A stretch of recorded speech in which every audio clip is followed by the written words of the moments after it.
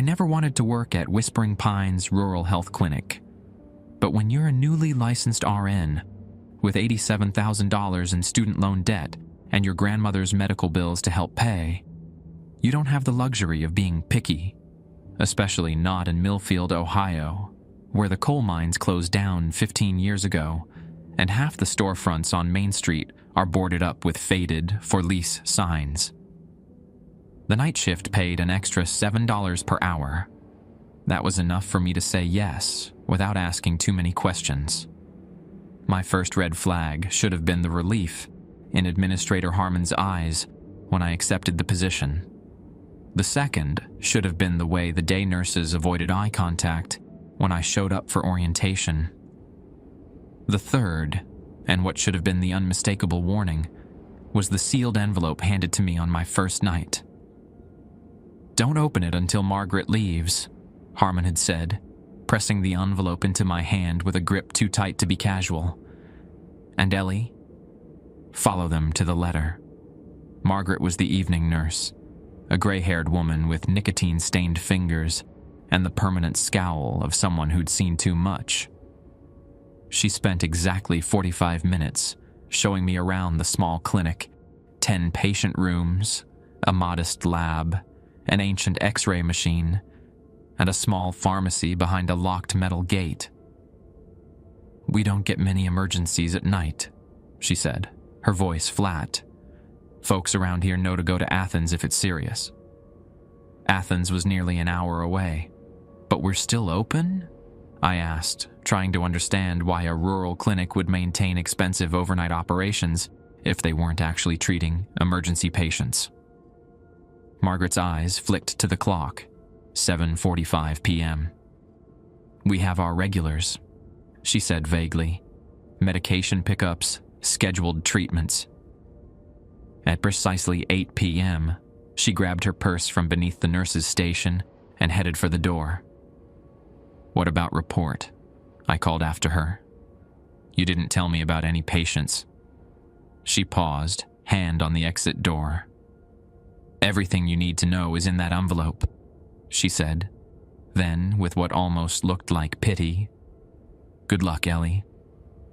The door swung shut behind her with a soft click, and the automatic lock engaged.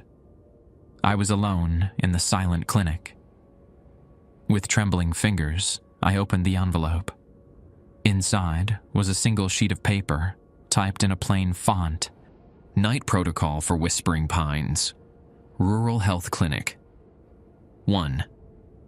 Remain at the nurse's station between 8 p.m. and 6 a.m., except when Rule 5 applies.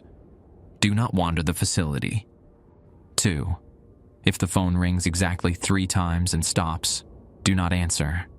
If it rings more or fewer times, answer with the greeting, 'Whispering Pines, how may I direct your healing?' 3. Medication requests must be processed within 15 minutes of receipt. Place the medication in the pneumatic tube system, regardless of its size. Do not question how large your items fit. 4. If the lights flicker, immediately recite the Hippocratic Oath in its entirety. Keep a copy on your person at all times. 5. Room 7 must be checked every hour on the hour. If the bed is occupied, document the patient's vitals in the blue logbook only. Never use the electronic system for these patients. 6. If you hear children laughing, close your eyes and count backward from 10. Do not open your eyes until the laughing stops, no matter how long it takes. 7. Never acknowledge the elderly man who reads magazines in the waiting room. He is not a patient. 8. The supply closet inventory must not be checked between 2 a.m. and 4 a.m. 9. If a staff member you don't recognize asks for your assistance, verify they have a shadow before helping them. 10.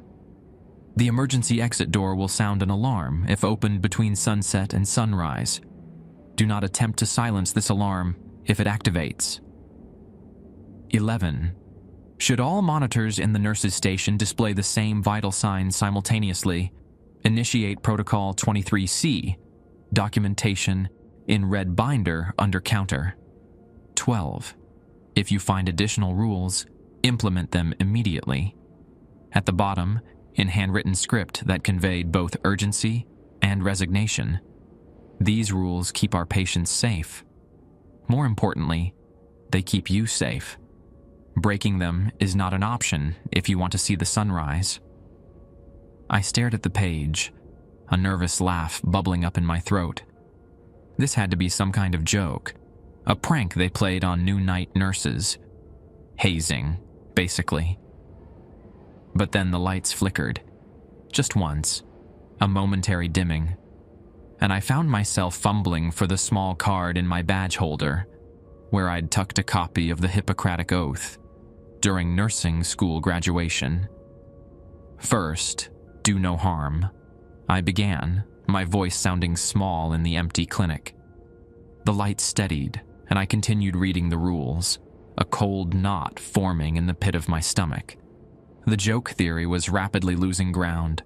My watch beeped softly. 9 p.m. According to Rule 5, I needed to check room 7. As I stood, my legs unsteady beneath me, the phone at the nurse's station rang. It rang precisely 3 times, then stopped. I froze, Rule 2 echoing in my mind.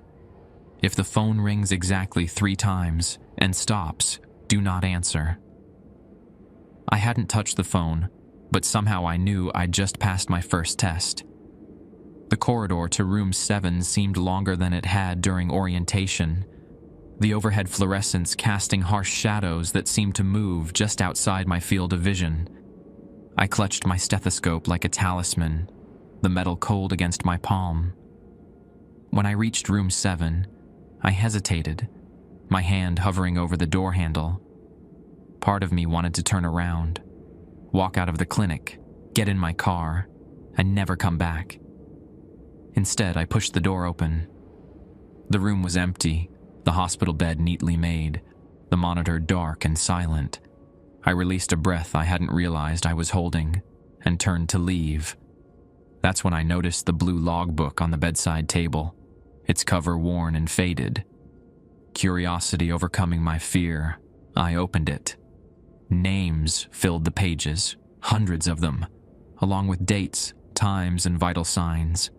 Some notations I recognized as standard medical terminology, but others were written in what appeared to be Latin or something even older.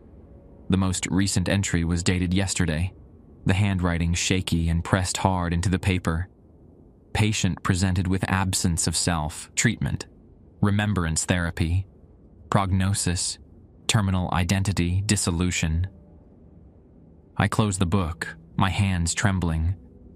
This wasn't a joke. This wasn't hazing. Whatever happened at Whispering Pines during the night shift was real, and I was now part of it. As I returned to the nurse's station, I heard it.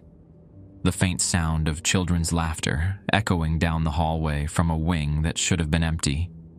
I closed my eyes and began to count backward from 10, praying that the laughter would stop before I reached 1. 7, 6, 5. The children's laughter grew louder, more insistent. It wasn't the cheerful sound of kids playing.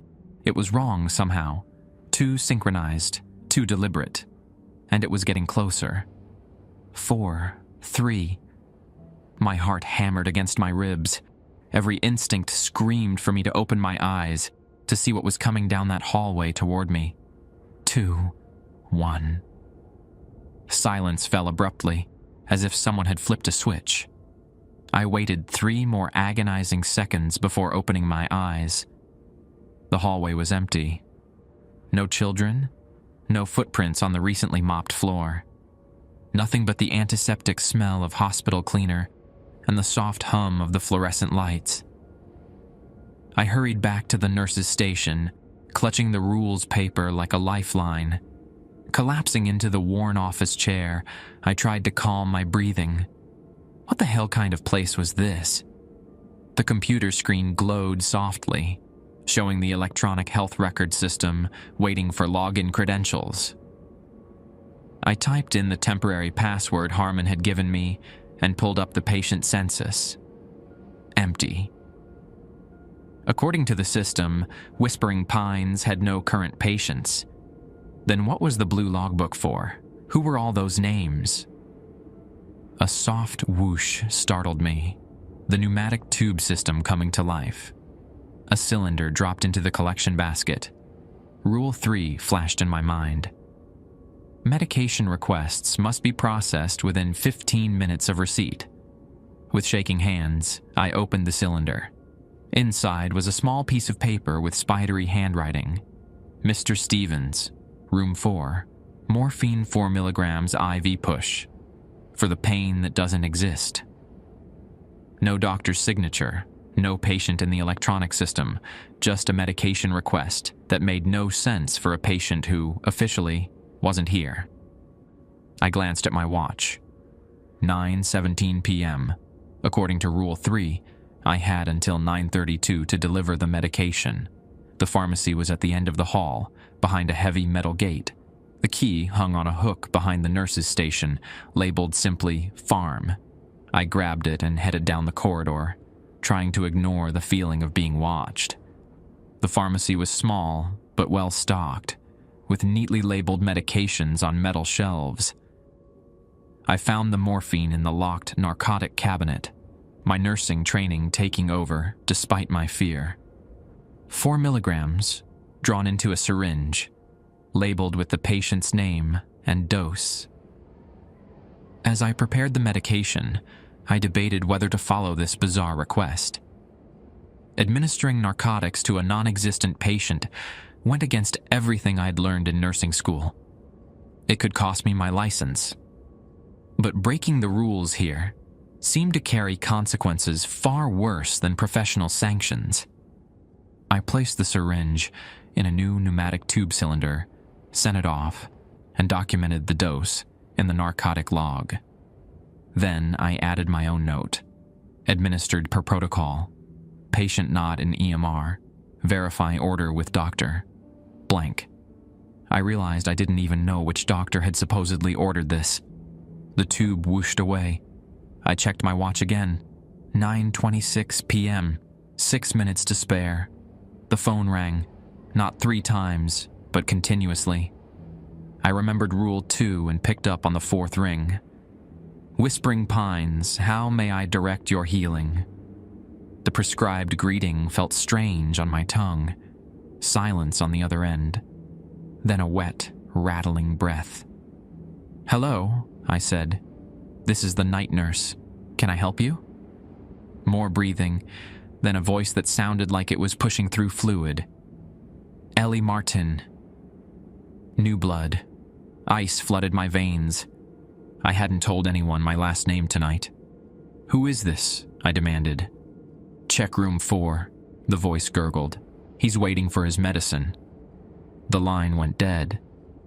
Room 4.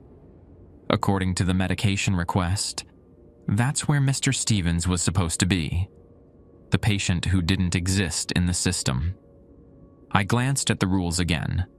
Nothing specifically stated I couldn't check other rooms, just that I had to check room 7 every hour. Still, Rule 1 was clear about staying at the nurse's station, except when Rule 5 applied. But the call? Was that an official part of the protocol? The rules didn't mention phone calls telling me to check on patients. Minutes ticked by as I debated what to do. Finally, my nursing instincts won out. If there really was a patient in pain waiting for medication, I couldn't just ignore them. I made my way to room 4, stethoscope around my neck and the rules paper folded in my pocket. The door was closed. No sound came from within. I knocked gently. Mr. Stevens? It's the nurse. May I come in? No answer.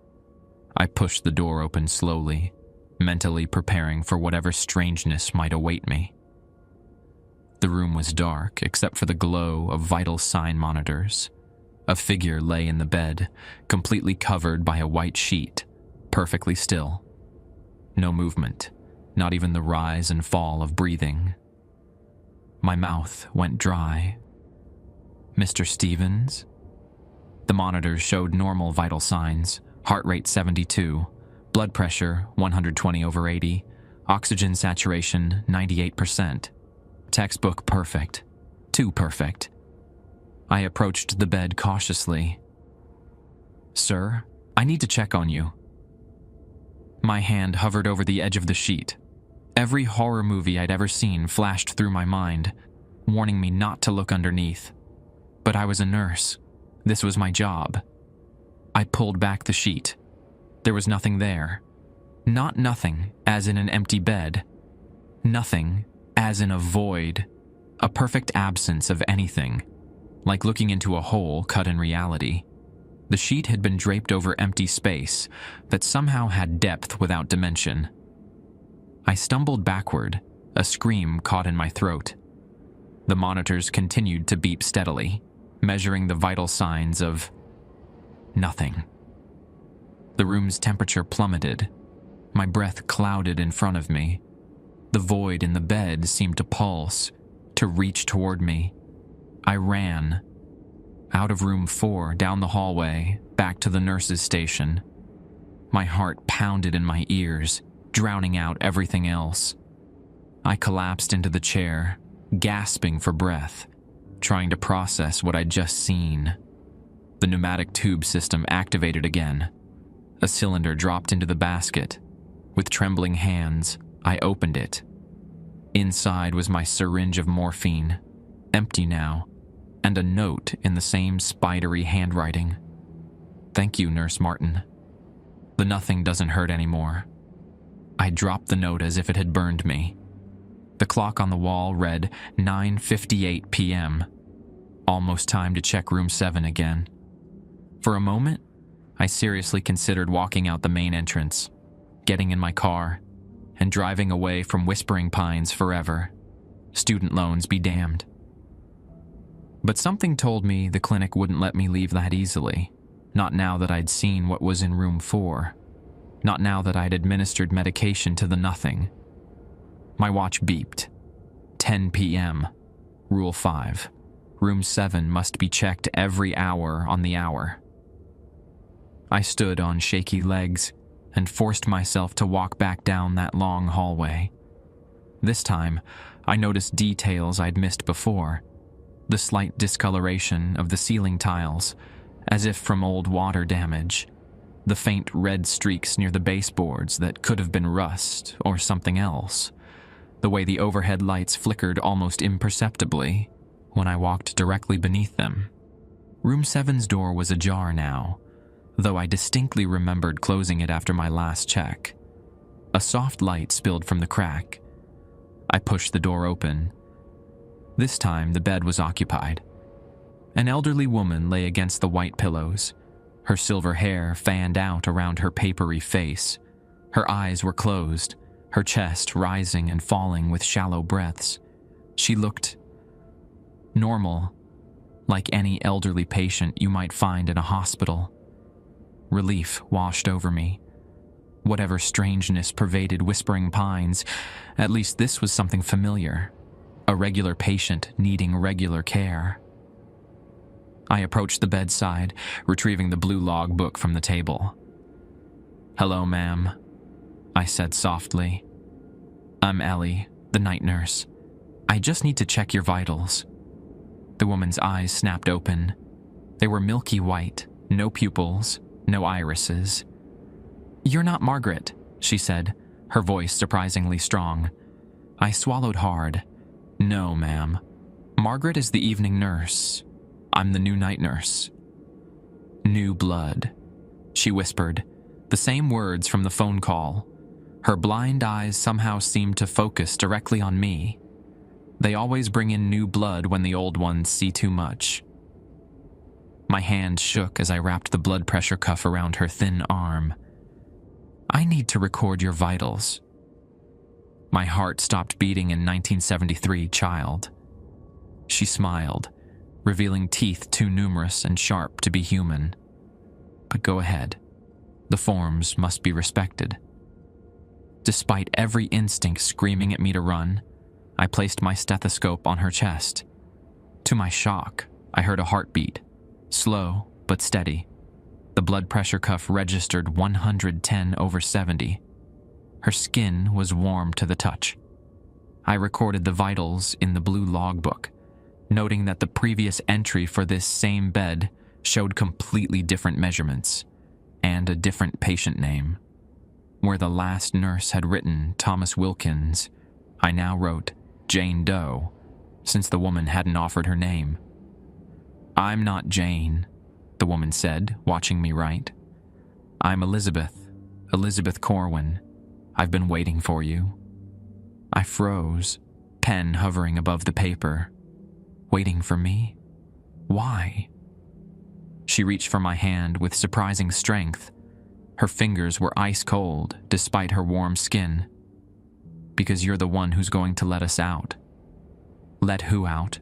I asked, trying to pull away without being obvious. Her milky eyes seemed to swirl with something dark moving beneath the surface. All of us.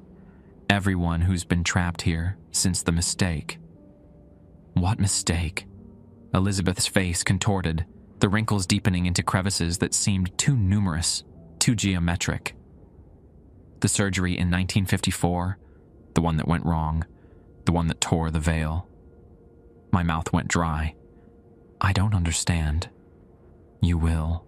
Her grip tightened. Check the basement records. October 17th, 1954. Dr. Malcolm Pierce, patient 0. The overhead lights flickered violently. Elizabeth's eyes rolled back in her head, and she began to convulse. "Help!" I called out instinctively, forgetting for a moment that I was alone in the clinic. Code blue. Elizabeth's body arched off the bed, her mouth opening impossibly wide. A sound emerged, not a human sound, but a high-pitched keening that made my fillings ache. The lights continued to flicker. Rule 4. If the lights flicker, immediately recite the Hippocratic Oath in its entirety. I swear by Apollo the physician, and Asclepius, and Hygeia, and Panacea, and all the gods and goddesses as my witnesses. I began reciting frantically, struggling to remember the words, while Elizabeth's body contorted in ways that shouldn't be anatomically possible. As I continued the oath, Elizabeth's convulsions gradually subsided. By the time I reached, "I will abstain from all intentional wrongdoing and harm," her body had settled back onto the bed, the inhuman keening reduced to a soft whimper. When I finished the oath, the lights stabilized. Elizabeth lay still, her eyes closed once more, looking again like nothing more than a frail, elderly woman. I checked her vitals again. Normal, as if nothing had happened. With shaking hands, I completed the entry in the blue logbook. Under notes, I wrote, "Patient experienced seizure-like activity, resolved with protocol intervention. Patient provided name, Elizabeth Corwin.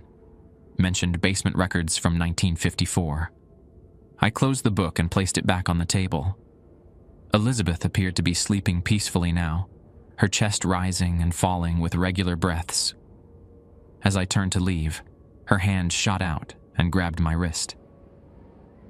"They won't tell you the last rule," she whispered, her eyes still closed.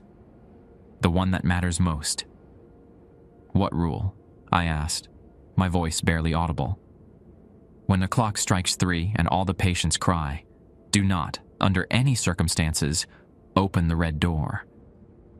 Her hand fell away. She was asleep, or pretending to be.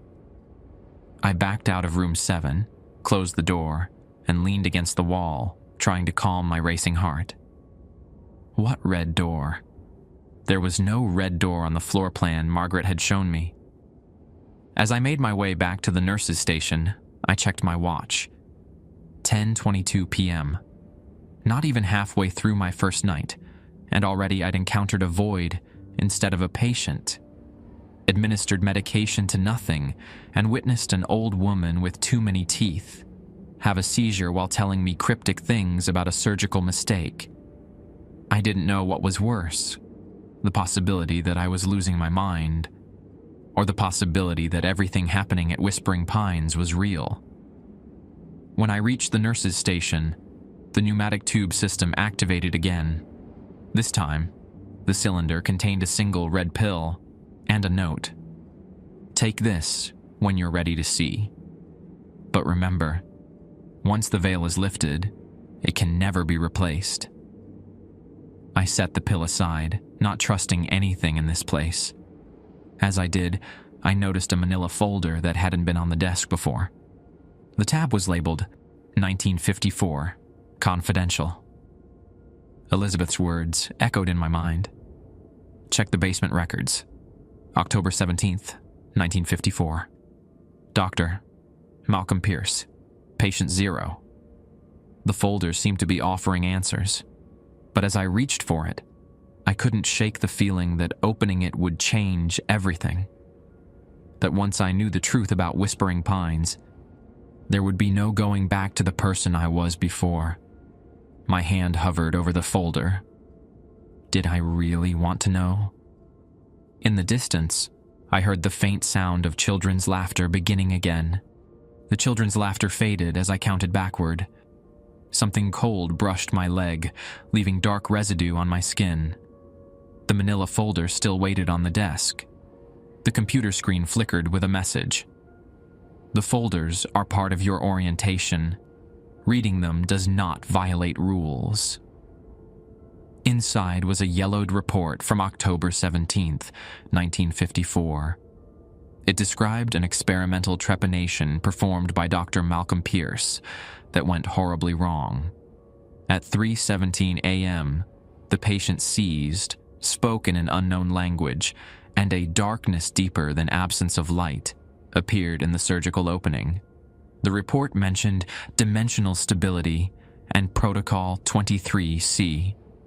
Most disturbing was the note. "The veil between worlds is thinnest at 3:17 a.m. A photograph showed the surgical team, including Elizabeth Corwin, identical to my room 7 patient, not aged at all. Another face matched the elderly man from the waiting room. The names on the back included Thomas Stevens, the name from room 4's medication request. The phone rang 7 times.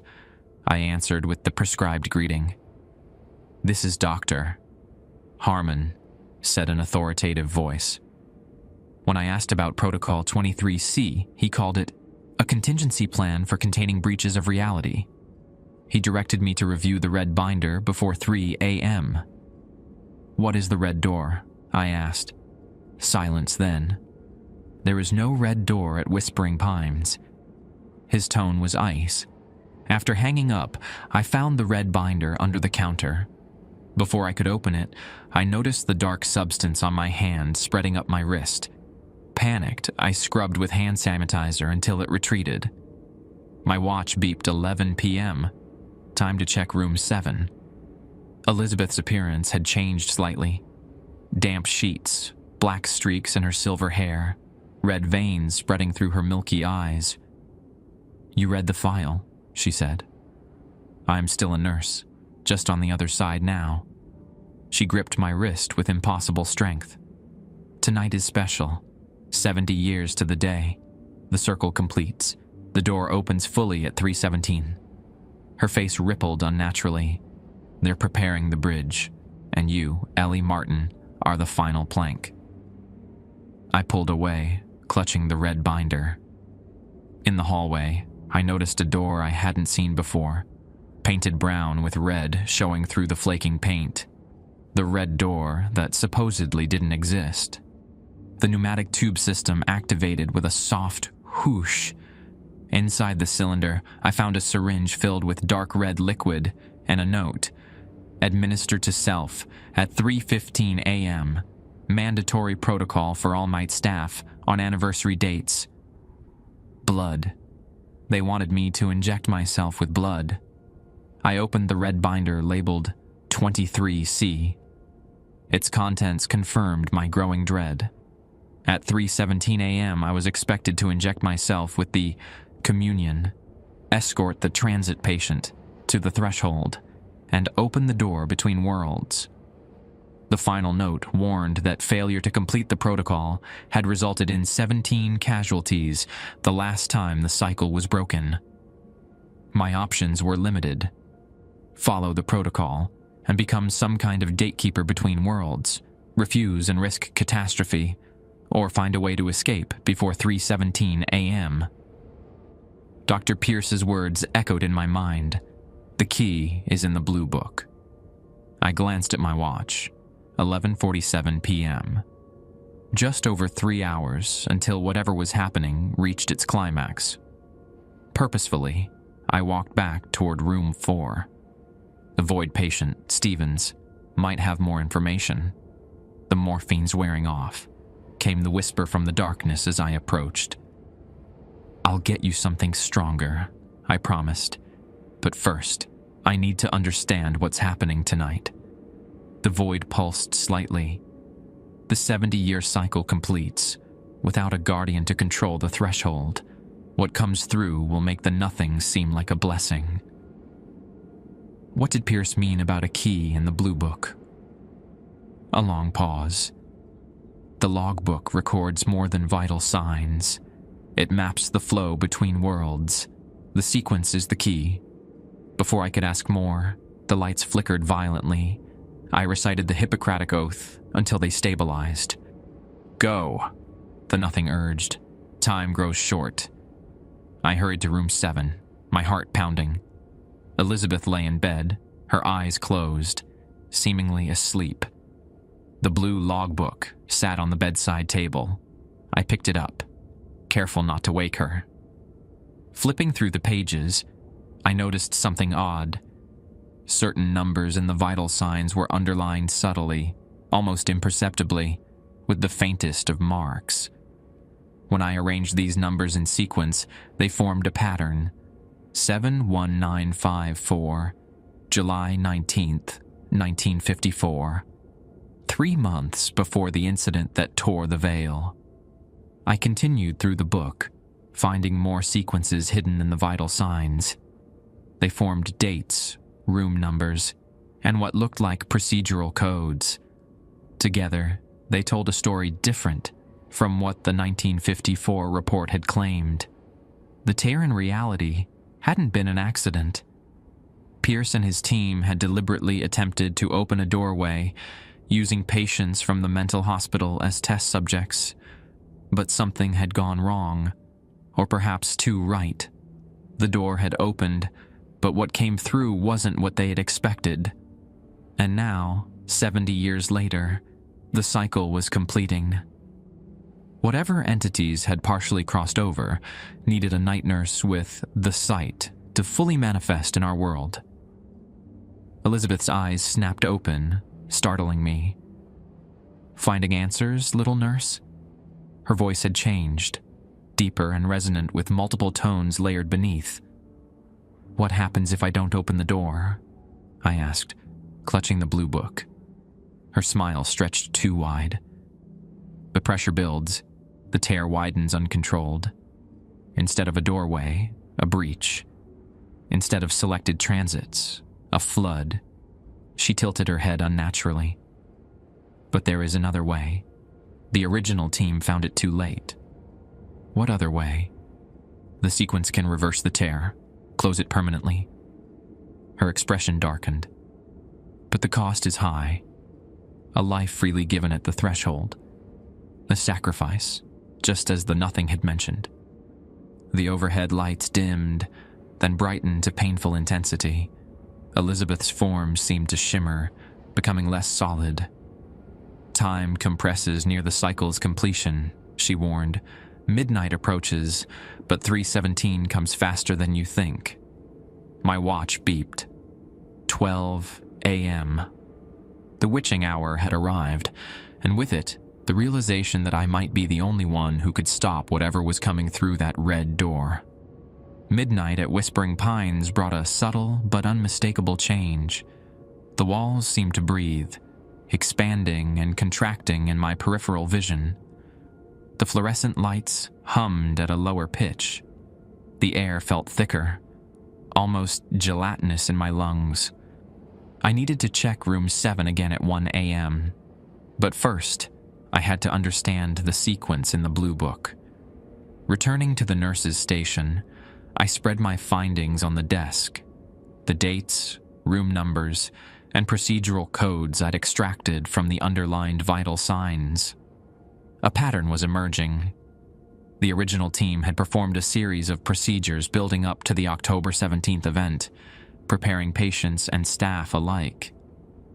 The Blue Book documented not just Elizabeth Corwin's current vital signs, but a continuous record stretching back decades, different handwriting from different night nurses, all recording the slow transformation of something not quite human, wearing Elizabeth's form. The phone rang 3 times and stopped. I didn't answer. Minutes later, it rang again, 7 times. Following Rule 2, I picked up. "Nurse Martin." Dr. Harmon's voice sounded strained. "Have you reviewed Protocol 23C? "Yes, doctor." "Good. The transit patient in room 7 will need preparation at 2 a.m. The medication is in the second drawer of the treatment cart." "What exactly am I preparing her for?" I asked, feigning ignorance while my hand tightened around the Blue Book. A pause. "She's returning home, Nurse Martin, after a very long stay." "And my role? The syringe of blood I'm supposed to inject myself with?" "A formality," he said smoothly. "It allows you to perceive the threshold correctly, to serve as guardian." Lies. According to the hidden records, the communion transformed night nurses into anchors, living tethers that kept the door from closing after the transit patient crossed, allowing others to follow. "Of course, doctor. I'll handle the preparations." After hanging up, I returned to my research with renewed urgency. If I could decode the complete sequence, perhaps I could reverse the tear without sacrificing myself. There had to be another way. The pneumatic tube activated again. This time, the cylinder contained a small brass key and a note in shaky handwriting. "Find the basement access. What you seek is in cold storage. MP, Malcolm Pierce." The doctor I wasn't supposed to acknowledge was helping me.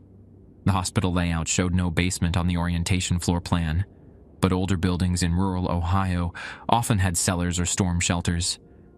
I had to find it. First, I checked the supply closet. Rule 8 specified it must not be checked between 2 a.m. and 4 a.m., which suggested something important was there. Inside, behind shelves of gauze and surgical supplies, I found a metal door with a keyhole that matched the brass key. It opened to reveal narrow stairs descending into darkness. I hesitated, remembering Rule 1, remain at the nurse's station except when Rule 5 applies. But time was running short. My watch read 12:43 a.m., but the shadows on the wall suggested a later hour. Taking a deep breath, I descended the stairs, using my phone's flashlight to guide the way. The basement was a single room filled with old medical equipment and filing cabinets. A large freezer hummed in the corner, cold storage stenciled on its side. Inside, neatly labeled specimens filled the shelves, tissue samples dating back decades. One container stood apart from the others, larger and marked with a red biohazard symbol. Its label read, "Patient 0, original tissue, October 17th, 1954. The specimen inside wasn't human tissue. It pulsed with a darkness that seemed to absorb my flashlight's beam. The same darkness I'd seen in room 4's void. As I stared, the specimen moved, pressing against the container glass as if sensing my presence. A noise behind me. I turned to see Elizabeth Corwin standing at the foot of the stairs, her form elongated, joints bent at impossible angles. "Clever nurse," she said, her voice echoing strangely. "Finding the source, but it's too late now." I glanced at my watch, still showing 12:47 a.m., but the large clock on the basement wall read 2:33 a.m. Time slips near the cycle's end, Elizabeth explained, gliding closer. The threshold already prepares to open. I grabbed the specimen container, backing away. I know about the sequence. I can reverse what was done. Her face split in a too-wide grin. The door swings both ways, little nurse. The question is, which side are you truly on? The lights flickered violently. I began reciting the Hippocratic Oath, but Elizabeth's laughter drowned out my words as darkness descended. The basement lights returned, flickering weakly. Elizabeth stood between me and the stairs, her body contorting in ways that defied human anatomy.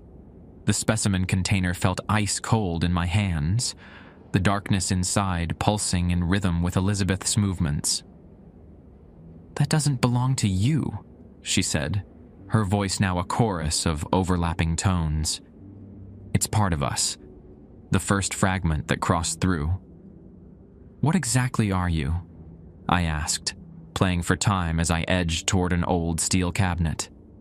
If I could get around it, I might reach the stairs. Elizabeth's smile stretched until it nearly bisected her face. "We are the nothing that waits between worlds, the void given purpose." She tilted her head at an impossible angle. "We've been patient, Nurse Martin. So patient, sending only small pieces through each time the veil thins. But tonight..." Her fingers elongated, stretching into talon-like appendages. "Tonight, we come through completely. Why this clinic? Why here? This place sits on a convergence, a natural weakness in reality." She took a step forward, her movements jerky like stop-motion animation. "Pierce and his team didn't create the tear. They simply widened an existing crack, gave us our first real opening." The specimen in the container writhed more violently as Elizabeth approached. I could feel it growing warmer, responding to her proximity. "And what happens if you come through completely?" I asked, my back now against the cabinet. "Change," she said simply. "Your world remade in our image, the nothing becoming everything."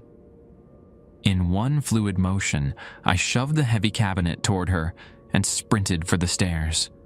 Elizabeth screeched, a sound no human throat could produce, as the cabinet crashed into her.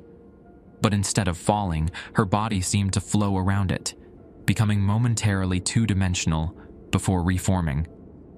I raced up the stairs, clutching the specimen container. The door at the top slammed shut just as I reached it. Locked. "There's nowhere to run, little nurse," Elizabeth called from below, her voice closer than it should have been. "The threshold opens soon. Your only choice is whether you serve willingly or not." The brass key. I fumbled in my pocket, finding it among the syringes I'd collected earlier. With shaking hands, I jammed it into the lock and turned. The door swung open, and I stumbled into the supply closet. As I slammed the door behind me, something heavy hit the other side. Elizabeth, moving faster than should be possible. A quick glance at my watch showed 1:03 a.m., but I no longer trusted it. The clinic's reality was warping as 3:17 approached. I needed to find the red door and understand how to use the sequence to reverse the tear. The corridor outside the supply closet was transformed. The walls pulsed with visible veins of darkness, spreading like infection through the drywall. The floor beneath my feet felt spongy, yielding with each step as if I were walking on living tissue. Room 7 was empty when I checked it. The sheets twisted and damp, as if Elizabeth had shed them like a snake's skin before following me to the basement. The blue book still sat on the bedside table. I grabbed it, tucking it under my arm alongside the specimen container. At the nurse's station, all the monitors displayed the same vital signs. Heart rate 317, blood pressure 31/7, oxygen saturation 54%. The numbers corresponded to the date and time, 3:17 a.m., the moment the veil would thin completely. Rule 11. Should all monitors in the nurse's station display the same vital signs simultaneously, initiate Protocol 23C. I opened the red binder again, scanning for anything I might have missed. The final pages contained diagrams of the threshold, the red door, showing it as a literal doorway between dimensions. According to the notes, the door required a guardian to regulate what passed through. Without one, the opening would expand uncontrollably. The children's laughter started again, louder than before. I didn't close my eyes this time. Instead, I watched as shadowy figures materialized in the corridor, small, child-sized forms, with elongated limbs and heads that tilted at curious angles. They circled the nurse's station, their movements synchronized. "She found the first seed," one whispered in a voice like grinding glass. "She knows the sequence," another responded. "It doesn't matter," said a third. "Time is almost up." They vanished as suddenly as they'd appeared, their laughter lingering in the air. I turned my attention back to the blue book, frantically searching for the final pieces of the sequence. The most recent entries, my own recordings of Elizabeth's vital signs, completed the pattern. When arranged correctly, the numbers formed a sequence of actions. Return the original specimen to the tear. Recite the reversal incantation, a series of numbers and Latin phrases. Close the door at precisely 3:27 a.m., 10 minutes after it fully opened seal, with the blood of the threshold guardian. The last requirement gave me pause. The blood of the guardian, my blood, would seal the door. But how much blood? Would it require my death, as Elizabeth had suggested? The pneumatic tube system activated again. This time, the cylinder contained a scalpel and a note in what I recognized as Doctor. Pierce's handwriting. "A willing sacrifice gives power to the sealing, but a life freely offered need not be fully spent. The threshold requires intent more than quantity. Make your choice wisely, Nurse Martin." Hope flickered. Perhaps I could seal the door without dying in the process. The overhead lights flickered again, more violently this time. I began the Hippocratic Oath automatically, but the words caught in my throat as I saw what was happening to the clinic around me. The walls were dissolving, reality peeling away to reveal glimpses of elsewhere. A vast darkness populated with shapes that hurt my eyes to look at directly. The void of room 4 was spreading, consuming the physical structure of Whispering Pines. The clinic's clock on the wall showed 2:45 a.m. Time was accelerating as the moment of transition approached. A scream echoed from down the hallway. Human. Terrified. I ran toward it, finding the door to room 4 wide open. Inside, a middle-aged man was backing away from the bed where the nothing had been. Except the nothing was taking form now, a black silhouette filling out with features that approximated Thomas Stevens from the photograph. "You shouldn't be here," I told the man, recognizing him as Dr. Harmon. Not the ancient Dr. Harmon from 1954, but the current hospital administrator who'd hired me. "It's not safe." "What have you done?" he demanded, his face pale with terror. "The protocols. You were supposed to follow the protocols." "Your protocols would let them through," I said, clutching the specimen container.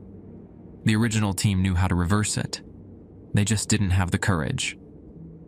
Stevens, or what was becoming Stevens, rose from the bed, darkness still clinging to him like smoke.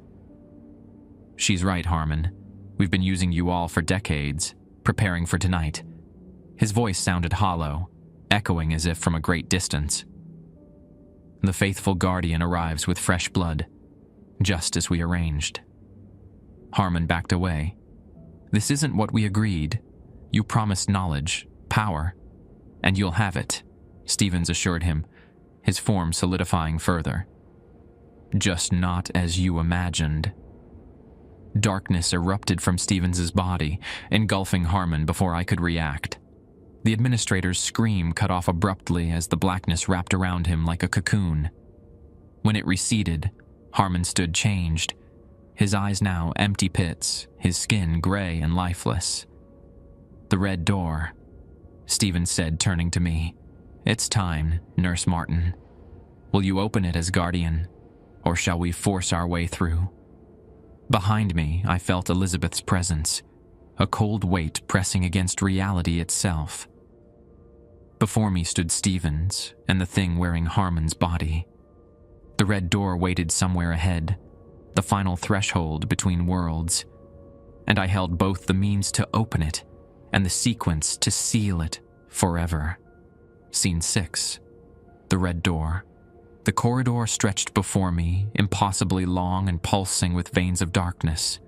Behind me, Stevens and the thing wearing Harmon's body advanced slowly, confident in their inevitability. Elizabeth's presence lingered somewhere nearby, watching, waiting. I clutched the specimen container in one hand, the blue book in the other, and ran. The clinic had transformed beyond recognition.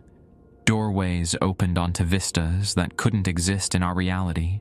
Vast, empty spaces filled with geometric shapes that folded in on themselves. Misty landscapes where shadowy figures stood motionless, watching. The floor beneath my feet became transparent in patches, revealing an abyss that seemed to extend forever. At the end of the corridor stood the door. No longer disguised with brown paint, it gleamed a deep crimson that seemed to absorb the light around it. Symbols carved into its surface matched those in the blue book, the sequence I needed to reverse the tear. The wall clock beside it showed 3:09 a.m. 8 minutes until the threshold opened fully. "You can't stop it," Stevens called from behind me, his voice resonating with multiple tones. "The cycle completes tonight. 70 years of preparation." I reached the red door and placed my hand against it. The surface felt warm, almost feverish, pulsing in rhythm with my heartbeat. The brass knob turned easily under my touch, but I didn't open it yet. Not until I was ready.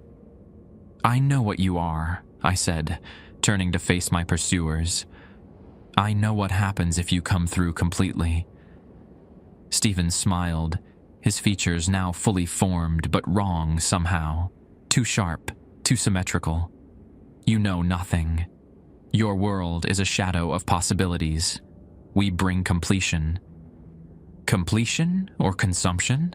I asked, playing for time as I set down the blue book and retrieved the scalpel from my pocket. The sequence required my blood to seal the door, but first, I needed to return the original specimen to the tear.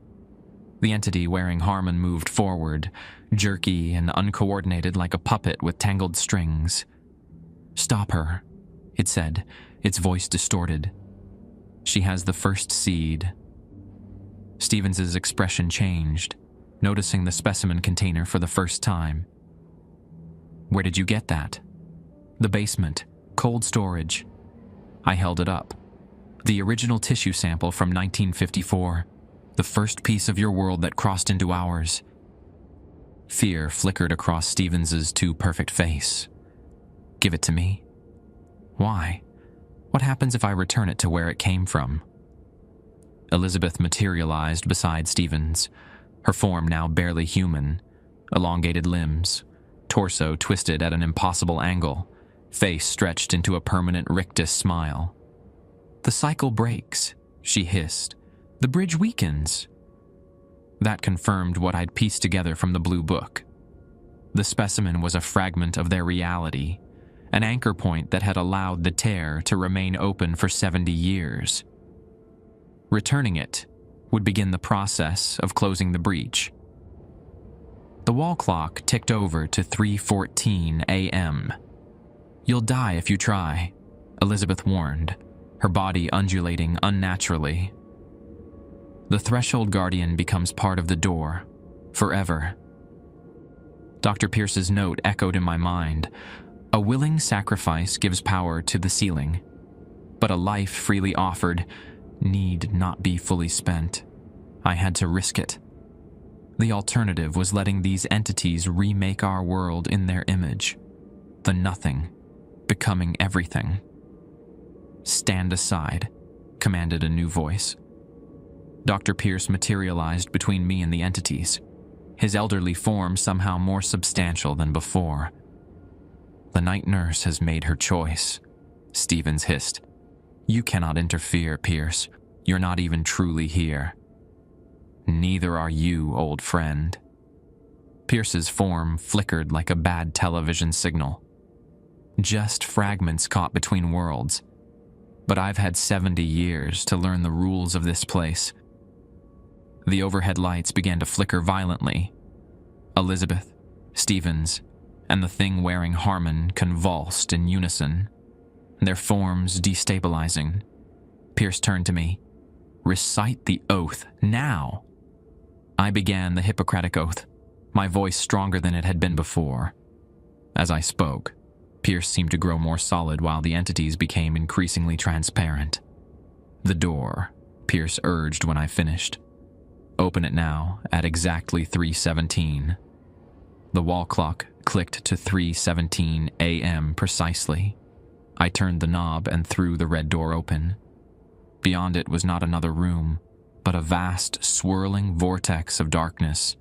Not empty, but filled with movement, with intention. The nothing that was everything. The void between worlds. A powerful wind began pulling everything toward the doorway. Papers, medical supplies, and loose equipment flew past me into the void. The entities shrieked in triumph, believing their moment had come. "Now," Pierce shouted over the maelstrom. "Return the specimen and begin the sequence." With all my strength, I hurled the container into the heart of the vortex. It shattered upon impact, the darkness inside rejoining the greater whole. The effect was immediate. The pull intensified, and the edges of the doorway began to waver. "The sequence," Pierce reminded me, his form starting to blur at the edges. I opened the blue book to the final page where I'd written out the complete pattern. The words weren't in any language I recognized, but they flowed from my lips as if I had known them all my life. As I spoke, the entities realized what was happening. They lunged toward me, their forms stretching across the corridor like living shadows. But Pierce moved to intercept them, his presence creating a barrier they couldn't cross. "Complete it, Nurse Martin," he called, his voice fading. "The sacrifice. The final step." I drew the scalpel across my palm, the pain sharp and clarifying. Blood welled immediately. Following the diagram in the blue book, I pressed my bleeding hand against the doorframe, tracing a specific pattern with my blood. The effect was electric. Energy surged through me, connecting me to the door itself. I could feel the vast nothingness beyond, feel it recoil as the sequence activated. The tear began to close, reality knitting itself back together. The entities howled in rage and desperation.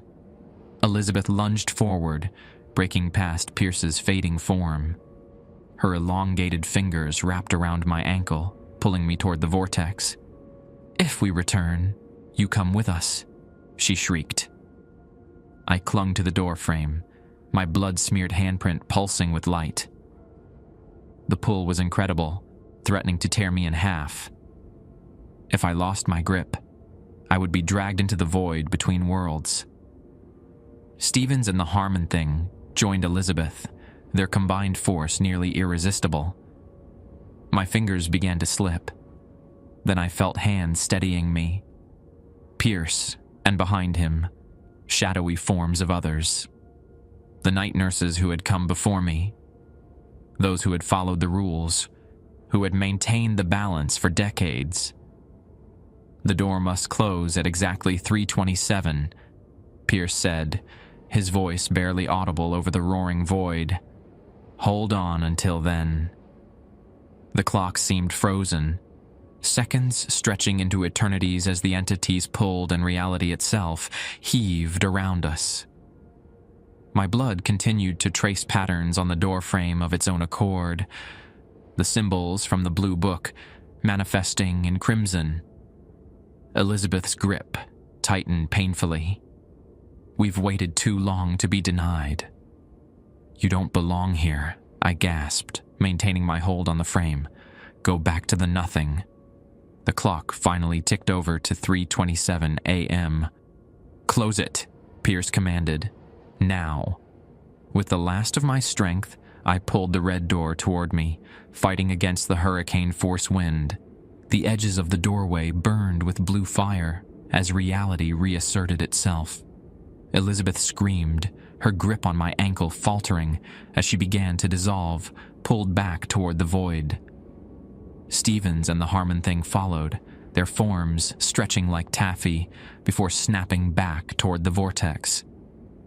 The door inched closer to the frame. Through the narrowing gap, I caught one last glimpse of the nothing, a vast consciousness composed of darkness and hunger, watching me with awareness that transcended physical eyes. Then the door slammed shut with concussive force, the sound echoing through whispering pines like a thunderclap. Silence fell. I collapsed to the floor, exhausted beyond measure, my cut hand throbbing. The symbols I'd traced in blood glowed briefly, then sank into the wood of the door, disappearing entirely. Pierce knelt beside me, his form growing more transparent by the second. It's done, he said softly. The tear is sealed. After 70 years, my mistake is finally corrected. Did I? I struggled to form words, my strength completely spent. Did I stop them? Pierce smiled sadly. For now. Reality has weak points, Nurse Martin. Other doors, other guardians. He glanced at the red door, now fading to an ordinary brown. But this clinic will trouble no one again. As he spoke, the supernatural distortions began to recede. The walls returned to normal, the strange vistas visible through doorways fading back to ordinary patient rooms. The overhead lights stabilized, casting a steady fluorescent glow. What happens now? I asked, watching Pierce fade further. Now? You've earned the sunrise. His form was barely visible now. And tomorrow night, perhaps a different clinic, with different rules. The veil is thin in many places, Nurse Martin, and those with the sight are always needed. With that, he vanished completely, leaving me alone in the now ordinary hallway of a rural health clinic in Ohio. The wall clock read 3:30 a.m. 3.5 hours until dawn. I remained on the floor for several minutes, too exhausted to move. My hand throbbed where I'd cut it, blood slowly congealing around the wound. The clinic had returned to normal, just a dated, rural medical facility with outdated equipment and flickering fluorescent lights. Eventually, I forced myself to stand. My uniform was torn and stained, my body aching as if I'd run a marathon. Leaning against the wall for support, I made my way back to the nurse's station. The pneumatic tube system activated one final time. Inside the cylinder was a clean bandage and a note. Thank you. No signature. No explanation needed. I dressed my wound and checked the clinic's monitors. All showed normal readouts now. No patients, no anomalies. The red binder containing Protocol 23C had vanished from the counter. The blue logbook was nowhere to be seen. My watch read 4:15 a.m. Less than 2 hours until my shift ended. Less than 2 hours until sunrise. Remembering my duties, I began checking the patient rooms systematically. Room 4 was empty. A standard hospital bed with neatly made sheets, no void, no evidence of Thomas Stevens or the nothing he had contained. Room 7 showed no sign of Elizabeth Corwin, just another empty bed in another empty room. In the waiting area, the magazines were neatly stacked, no elderly man reading room. The supply closet contained only supplies. The door to the basement nowhere to be found. It was as if the supernatural elements of Whispering Pines had never existed. Yet the bandage on my hand proved otherwise. The clinic's main entrance remained locked. Standard security protocol until 6 a.m. I returned to the nurse's station and sank into the chair, suddenly aware of how completely drained I felt. The phone rang, not 3 times, not 7, but continuously, until I answered. Whispering Pines. How may I direct your healing? The greeting came automatically to my lips. Ellie? It's Margaret. The evening nurse sounded confused. I just got a call from Administrator Harmon's wife. He never came home last night and isn't answering his cell. Have you seen him? I thought of the thing that had been wearing Harmon's body, pulled back into the void between worlds. No, I said truthfully. I haven't seen him since orientation yesterday. Margaret sighed. That's strange. He always checks in on night nurses during their first shift. A pause. How's it going anyway? Quiet night. I'd almost laughed. You could say that. The rules were very helpful. Rules? Margaret sounded genuinely puzzled. What rules? The night protocol, I said. The rules you follow during night shift. Silence on the line. Then cautiously. Ellie, there's no special protocol for nights. It's just basic nursing care. Are you feeling all right? A chill ran through me. Either Margaret was lying, keeping the truth from me even now, or she genuinely didn't know. Perhaps the rules only revealed themselves to those with the sight, as Pierce had called it. I'm fine, I assured her. Just tired. First night shift and all. Well, hang in there. Dawn comes eventually. She hung up. I sat back, considering my options. I could quit, walk away from Whispering Pines, and never look back. Find another nursing position somewhere with regular patients and standard procedures. Somewhere without red doors or nothing patients or rules that kept reality from tearing apart. But Pierce's final words echoed in my mind. The veil is thin in many places, Nurse Martin, and those with the sight are always needed. If I could see these things, these tears in reality, these entities trying to cross over, didn't I have a responsibility to help? How many other clinics, hospitals, or facilities had their own versions of Protocol 23C? How many other night nurses were following rules they didn't understand, maintaining barriers they couldn't see? The wall clock ticked steadily toward morning. 5:30 a.m. The sky outside began to lighten, the first hint of dawn breaking over the Ohio hills. As promised, I had earned the sunrise. The question was, what would I do with tomorrow's sunset? A soft sound drew my attention to the hallway. A child's laugh, barely audible. I closed my eyes and began counting backward from 10, following Rule 6-1, last time. When I opened my eyes, a small folded paper sat on the counter before me. I unfolded it to find a list, written in neat, precise handwriting. Night Protocol for Memorial Hospital, Columbus. All monitors must be checked in descending room order. Medication rooms are off limits between midnight and 2 a.m. The elevator must not be used if it arrives empty. The list continued for 12 items, ending with the familiar. If you find additional rules, implement them immediately. At the bottom was a job offer. Night nurse at Memorial Hospital in Columbus, starting next week. The salary was significantly higher than Whispering Pines. Outside, the sun crested the horizon, washing the clinic in golden light. My shift was over. One night completed, countless more beckoning. I folded the paper and slipped it into my pocket, already knowing my answer.